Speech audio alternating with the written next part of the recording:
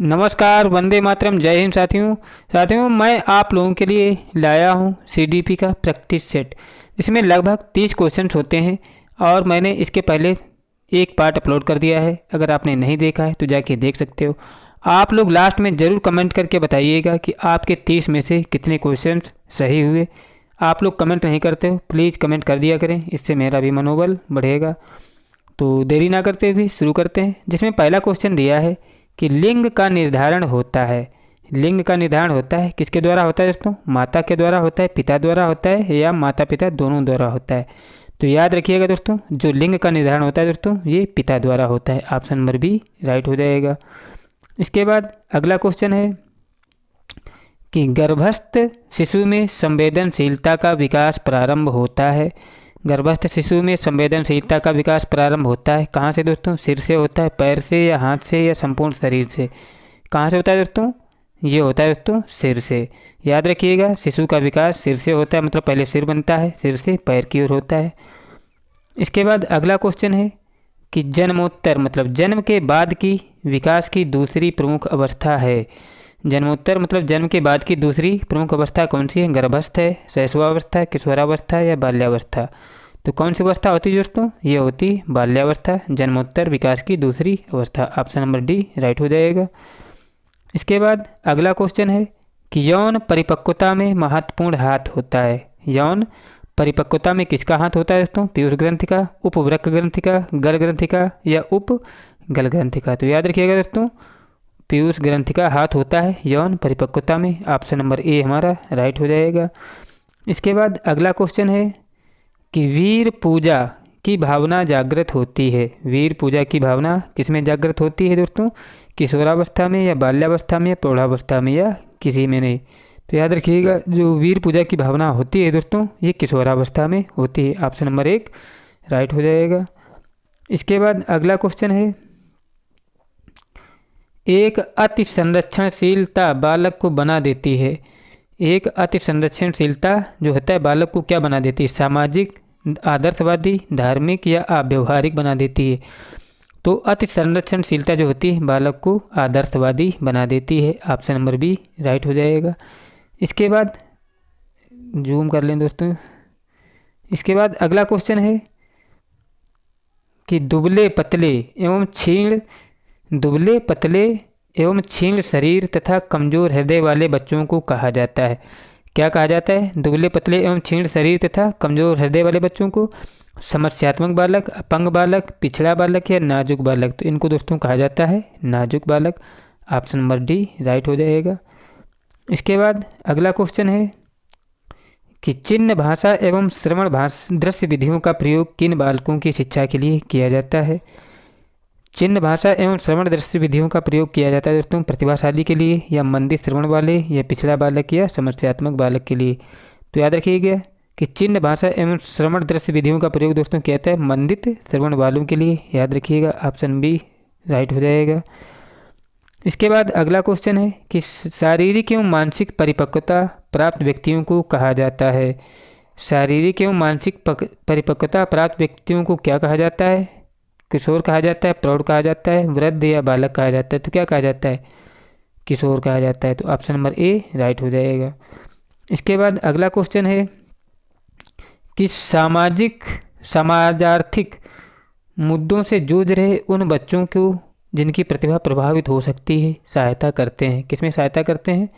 इनके विकल्प देखते हैं दोस्तों। स्व अधिगम मॉडल, विभेदित निर्देश, या पाठ्यचर्या का विचार, या संज्ञानात्मक वर्गीकरण? तो किसमें होता है दोस्तों? स्व अधिगम मॉडल होता है किसके लिए? समाजार्थिक मुद्दों से जूझ रहे बालकों को जिनकी प्रतिभा प्रभावित हो सकती है, उनको कहते हैं स्व अधिगम model. Option number A right हो जाएगा।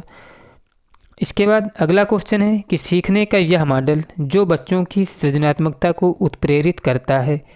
सृजनात्मकता को कौन उत्प्रेरित करता है दोस्तों? ये करता है रचनावादी model. Option number B right हो जाएगा। इसके बाद अगला क्वेश्चन है कि जन्म के समय लगी चोट या भ्रूण क्षति की वजह से आई मानसिक मंदता कहलाती है। क्या है दोस्तों? जन्म के समय लगी चोट या भ्रूण क्षति की वजह से आई मानसिक मंदता कहलाती है जैविक मंदता, पारिवारिक मंदता, आकस्मिक मंदता, या चिकित्सा मंदता? तो क्या कहलाती है दोस्तों? ये कहलाती है चिकित्सा मंदता। जन्म के समय लगी चोट या भ्रूण के समय आई क्षत की वजह से उसको बोलते हैं चिकित्सा मंदता। ऑप्शन नंबर डी राइट हो जाएगा। अगला क्वेश्चन है कि पियाजे के अनुसार संज्ञानात्मक बाल विकास की कितनी अवस्थाएं हैं? 3 अवस्थाएं हैं कि 4 कि 5 कि 6? तो कितनी अवस्थाएं दोस्तों? 4 अवस्थाएं हैं। जीन पियाजे की संज्ञानात्मक विकास की अवस्थाएं कितनी दोस्तों? 4 हैं। इसके बाद अगला क्वेश्चन है कि निम्नलिखित में से सभी संश्लेषण उदाहरण है। किसके उदाहरण है सभी संश्लेषण? निबंध लिखना, भाषण देना, प्रमेय सिद्ध करना या चित्र रंगना। तो सभी संश्लेषण दोस्तों उदाहरण किसके? चित्र रंगने के होते हैं। ऑप्शन नंबर डी राइट हो जाएगा। इसके बाद अगला क्वेश्चन है कि एक बालक जिसकी बुद्धि लब्धि 105 है उसे वर्गीकृत किया जाएगा। किसमें वर्गीकृत किया जाएगा दोस्तों? श्रेणी श्रेष्ठ श्रेणी बुद्धि, सामान्य से अधिक वृद्धि, या सामान्य बुद्धि, या मंद बुद्धि। 105 अगर बुद्धि लब्धि है तो उसको हम कहेंगे सामान्य बुद्धि। ऑप्शन नंबर सी राइट हो जाएगा। इसके बाद अगला क्वेश्चन है कि लॉरेंस कोहल वर्ग विकास के क्षेत्र में शोध के लिए जाने जाते हैं। तो लॉरेंस कोहल वर्ग किस क्षेत्र में विकास के लिए जाने जाते हैं? संज्ञानात्मक, शारीरिक, नैतिक या गामक के लिए? तो दोस्तों जो लॉरेंस कोहल वर्ग हैं इन्होंने नैतिक विकास का सिद्धांत दिया था। ऑप्शन नंबर सी राइट हो जाएगा। इसके बाद अगला क्वेश्चन है कि कौन सा सीखना स्थायी होता है? कौन सा सीखना स्थायी होता है? रटकर, सुनकर, या समझकर, या देखकर? कौन सा सीखना स्थायी होता है? याद रखिएगा जो समझकर किया होता है वही स्थायी होता है। ऑप्शन नंबर सी राइट हो जाएगा।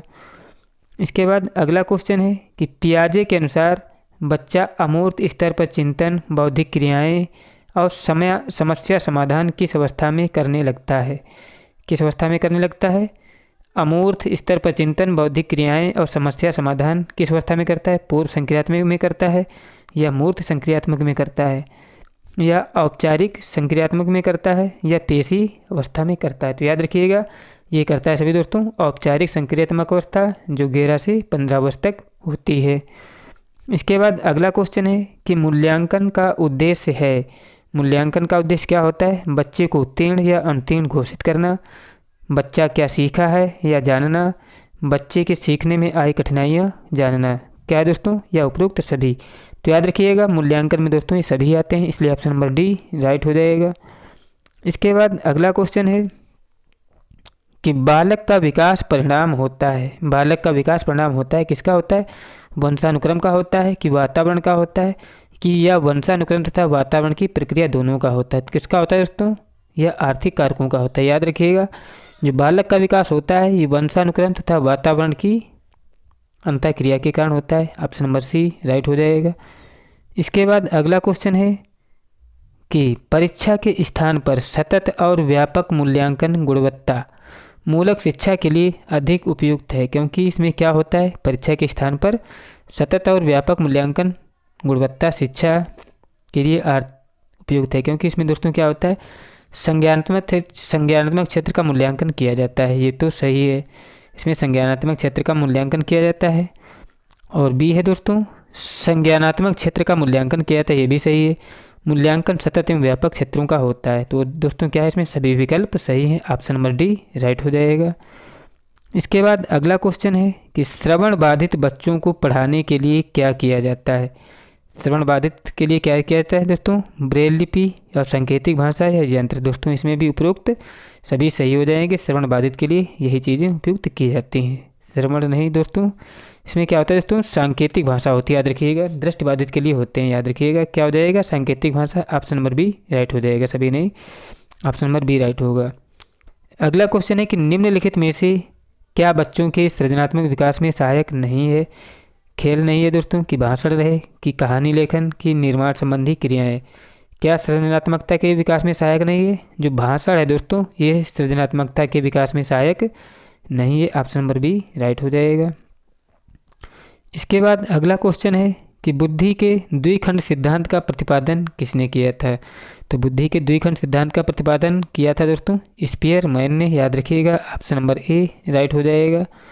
इसके बाद अगला क्वेश्चन है कि हावर्ड गार्डनर द्वारा निम्न में से एक को छोड़कर बाकी सभी बुद्धि के प्रकार बताए गए हैं। हावर्ड गार्डनर द्वारा निम्न में से एक को छोड़कर बाकी सभी में बुद्धि के प्रकार बताए गए। किसमें? भाषा, सृजनात्मकता, अंतर्व्यक्ता या अंतः कौशल। तो क्या है दोस्तों इसमें? Option number B. या क्या है दोस्तों? ऑप्शन नंबर बी, सृजनात्मकता हो जाएगा। हार्वर्ड गार्डनर द्वारा निम्न में से बाकी को छोड़कर बुद्धि क्या है सभी प्रकार के लिए बताए गए सृजनात्मक। हार्वर्ड गार्डनर के अनुसार जो सृजनात्मकता है ये बुद्धि का प्रकार नहीं है। इसके बाद अगला क्वेश्चन है कि बिग व हंट के अनुसार डैश डैश की विशेषताओं को सर्वोत्तम रूप से व्यक्त करने वाला एक शब्द है परिवर्तन। परिवर्तन शारीरिक, सामाजिक और मनोवैज्ञानिक होता है। बिग व हंट के अनुसार दोस्तों यहाँ पे क्या भरा जाएगा? जो किशोरावस्था होता है दोस्तों, यही यहाँ पे भरा जाएगा। आप लोग दोबारा देख सकते हो क्या है। बिग व हंट के अनुसार किशोरावस्था की विशेषताओं को सर्वोत्तम रूप से व्यक्त करने वाला एक शब्द है परिवर्तन। परिवर्तन शारीरिक, सामाजिक और मनोवैज्ञानिक होता है। इसके बाद अगला क्वेश्चन है कि शिक्षा में फ्रोबेल का महत्वपूर्ण योगदान था किसमें दोस्तों? महत्वपूर्ण था व्यावसायिक स्कूल में, पब्लिक स्कूल या किंडरगार्टन या लैटिन स्कूल। तो शिक्षा में फ्रोबेल का महत्वपूर्ण स्थान किसमें था दोस्तों? किंडरगार्टन में था। ऑप्शन नंबर सी राइट हो जाएगा। इसके बाद अगला क्वेश्चन है कि एक बच्ची को उसके पिता चहलकदमी करा रहे थे। बच्ची जानती थी कि चिड़िया जैसी चीज़ें होती हैं, परंतु उसने कभी पतंग नहीं देखा था। पतंग को उसके पिता ने कहा यह एक पतंग है। यह उदाहरण दिखता है सम्मिलन का है या समायोजन का है? तो किसका है दोस्तों? याद रखिएगा ये सम्मिलन का उदाहरण है। ऑप्शन नंबर ए राइट हो जाएगा। इसके बाद हमारा लास्ट क्वेश्चन है कि सीखने का क्लासिकल कंडीशनिंग सिद्धांत प्रतिपादित किया था। सीखने का क्लासिकल कंडीशनिंग सिद्धांत किसने प्रतिपादित किया था? स्किनर ने, पावलोव ने, थॉर्नडाइक ने या कोहलबर्ग ने? तो किसने दिया था दोस्तों क्लासिकल सिद्धांत? ये दिया था स्किनर ने। ऑप्शन नंबर ए राइट हो जाएगा। दोस्तों आप लोग ज़रूर कमेंट करिएगा आपके 30 में से कितने क्वेश्चन सही हुए हैं, और कमेंट करिए और अपने दोस्तों को भी शेयर कीजिए। मिलते हैं नेक्स्ट वीडियो में। जय हिंद, जय भारत।